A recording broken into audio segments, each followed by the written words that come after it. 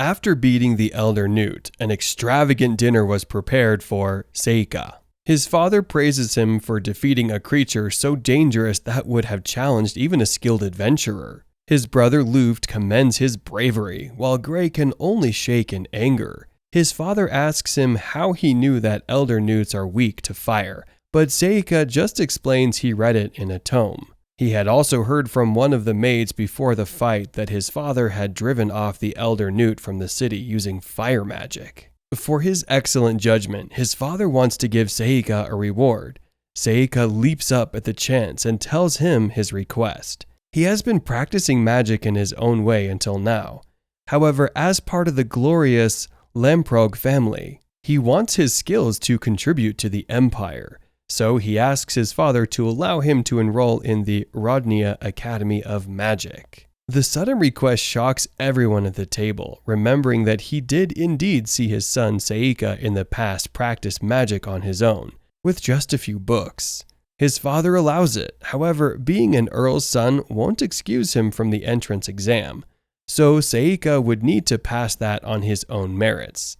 Seika gladly agrees with his father's condition. Seika then voices out his other request. He wishes for his father to allow the maid Efa to attend the academy, as well alongside him as his attendant. This further shocks not just his family but Efa herself, who can't help but scream loudly when she hears. Since Efa can command spirits, Seika believes that he should keep her with him. Not knowing Efa's spirit powers, his father expresses his doubts that Efa would have the magical aptitude needed to be able to attend the academy. He tells Seika to cease his second request and give up having Efa attend. However, Seika just stresses that this would be no issue. To convince his father, he decides to show him Efa's powers. Seika and Efa distance themselves from the dining table and stand near the open balcony. He then gives Efa a wand. He tells Efa that if she wants to go to the academy with him, she would need to demonstrate her control over the spirits. As such, she instructs Efa to shout Flame Note, while sending as many spirit flames as she can out the window. Efa accepts the wand and holds it close to her chest. She does want to attend the academy with Seika. As such, Seika smiles, and a bunch of spirit flames start glowing behind her. Seika resolutely points out the wand, and the end starts to burn. When she shouts Flame Note just as Seika instructed, a torrent of spirit flames suddenly gushes out of the wand, creating a tornado of fire that shoots out the window. Awed with the display of magic, Gray can't help but explain that the magic was intermediate level. After her display, Seika asks his father again if that would be enough proof, and his father finally accepts his request for Seika to study with him at the academy. Gray slams his hand on the dining table in anger and asks his father if he is serious about sending Seika to school. The Lamprogs have never put two brothers on the same path before, and Gray is already planning to go to the academy. According to him, Seika and Efa are not worth breaking their longtime traditions over. His father acknowledges his complaints and tells him that he is not intending to break the tradition. Since Seika is not going to the academy, he would instead have Gray join the Imperial Army. His father then mentions that Gray is already strong and good with swords, so that this would be a good plan. Gray, however, still doesn't agree and points out that he has mana while Seika doesn't. However, his father just retorts by asking him what he has been doing for the last few years. Has he worked hard to improve his abilities? The sudden questions frustrate and humiliate Gray. His father then tells him further that he had only ever seen Gray take his sword and play with the lowborn in town, unlike Seika, who desperately tried to improve on his own. Left with no choice, Gray points out Seika himself and challenges him to a duel, with their academy attendants in the line. Whoever will win will get to attend the academy.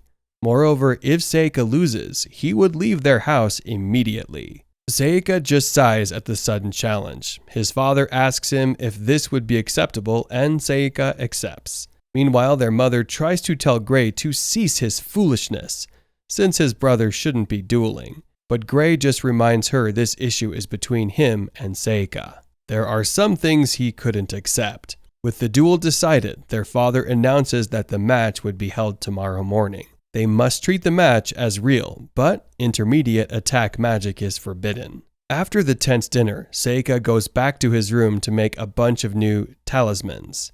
Yuki then emerges in her fox form and changes back into a human. She asks Seika if she really intends to kill Gray in their match, but Seika tells her he can't do that. Their conversation is cut short by a sudden knock on the door. Yuki changed back to her fox form just before Seika opened the door. It was Luft. Seika lets him in his room and asks him why the sudden visit so late at night. His brother smiles at him and greets him happy birthday. His brother then hands him a wooden box and tells him it's his birthday gift. Seika thanks his brother and opens the box, finding a glass pen inside. Luft then tells him that since Seika had always studied so diligently, he expects Seika just runs right through disposable quill pens. Luft then apologizes for being so distant as a brother. Luft explains that he didn't know how to treat Seika in the past, but he's happy that he had grown into such an upstanding young man, and he's proud to have Seika as his brother.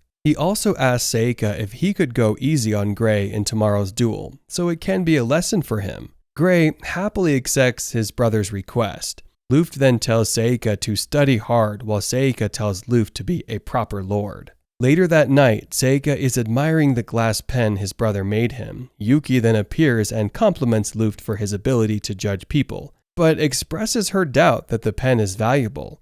Seika tells her that it's not important and that the pen was a very thoughtful gift. Seika then notices something out the window and instructs Yuki to go back into hiding. Out of nowhere, a strong gust of wind blows his window open. Seika looks out the window and sees Gray out in the courtyard below challenging him to a duel. Seika goes out to his brother and asks him why he didn't wait for tomorrow's duel. Unfortunately, his brother just tells him to shut up and interrogates him when he plotted the whole thing. Seika, however, replies that he had always wanted to go to the Magic Academy.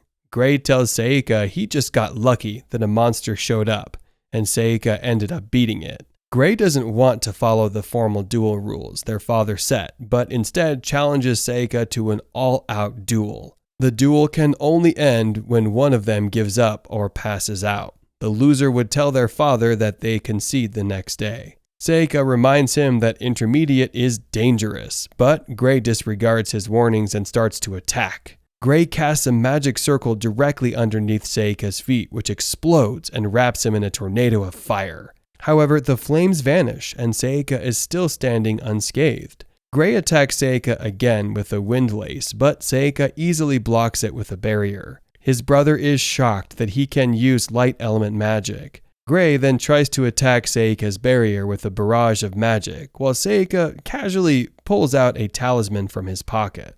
He holds out the talisman and orders Gray to stop moving. Gray immediately stops moving and drops his wand. Seika then takes hold of the talisman's arm and crumples it, causing Gray to shout, as his arm also gets damaged. With Gray already incapacitated, Seika asks him if he gives up, and he does.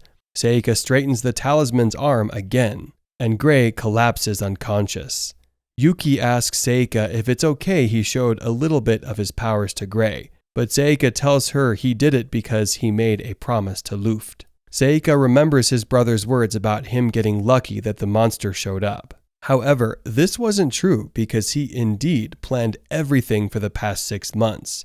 A few days ago, he had summoned one of the subordinates, a cyclops named Nayudo, and ordered him to drive the Elder Newt out of the mountain. He didn't expect that the Elder Newt would go to the town, but since there were new casualties, his plan still worked flawlessly. Yuki asks him why he's doing these things when he was already strong enough to do as he pleases against the powerless humans. However, Seika reminds her that he died from the powerless humans' schemes, so now he would be one of them instead and live peacefully. The next day, Seika and Aefa are ready to go to the Magic Academy, and Luft was there to see them go. At the carriage, he gives Seika a necklace of mana stones that would help her in reliably summoning spirits. If her power grows, it will be useful for Seika as well. A little while later, Seika is already unwell from the carriage's shaking. Ava points out the window and Rodnia, the academic city, can be seen in the distance. Back at home, Seika's father is thinking about the first time Seika had come there. It was 12 years ago when a strange girl had left a baby in his arms. The baby was Seika and his brother Gilbert's son. Gilbert became an adventurer after graduating from the academy and went on many adventures. However, they lost contact when he entered the infernal lands.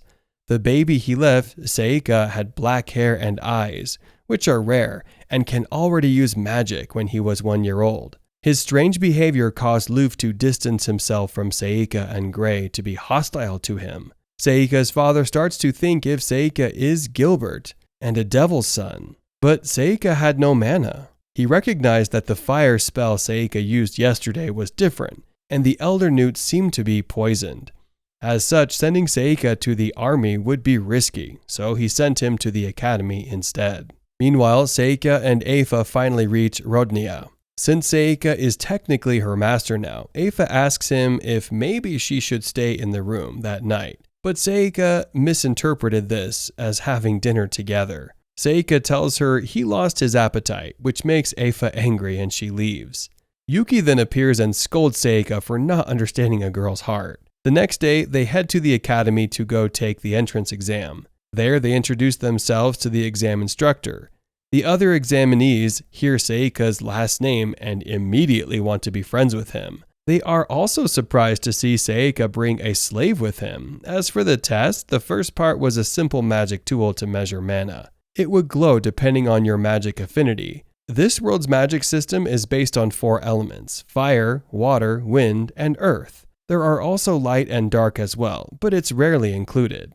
Seika first takes the test and the tool glows with orange and green light, signifying her affinity to wind and fire. Meanwhile, the tool didn't glow at all when Seika touched it. The instructor was confused, but Seika tells her that he doesn't have mana in the first place.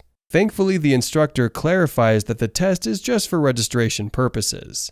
Meanwhile, the examinees who previously wanted to be friends with him now start questioning why he was there in the first place. Before the rumors intensify, a red-haired girl suddenly speaks up, ready to take the test. Upon touching the bowl, it immediately glows white brightly, signifying she has a strong affinity to all 4 elements. She introduces herself as Amu, a commoner. Seika thanks her for distracting the other examinees, but Amu just replies that she didn't do it for him. She then tells him that someone who can't use magic shouldn't be studying there, and Seika probably just entered thanks to his family's name. As the girl walks away, Seika can't help but wonder why the girl looks so much like someone from his past life.